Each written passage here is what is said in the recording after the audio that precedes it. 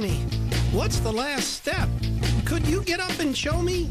Twirl around. Twirl around! That's it! Way to move! Wow, Z!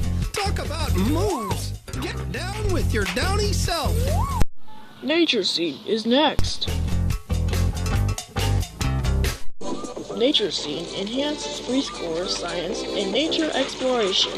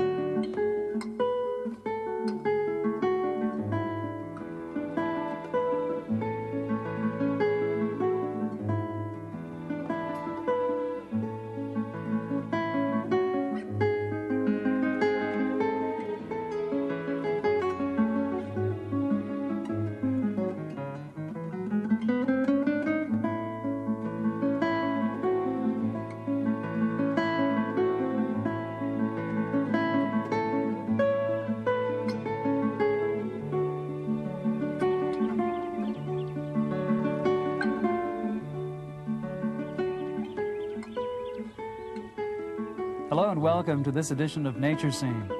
I'm Jim Welch with naturalist Rudy Mankey, and we're in Horry County in eastern South Carolina on the edge of a Carolina Bay, a mysterious geographic place. And I say mysterious, Rudy, because so much has been written and so little yet known.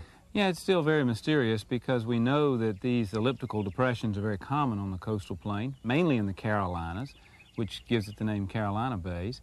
And the formation, the exact formation of them is still arguable.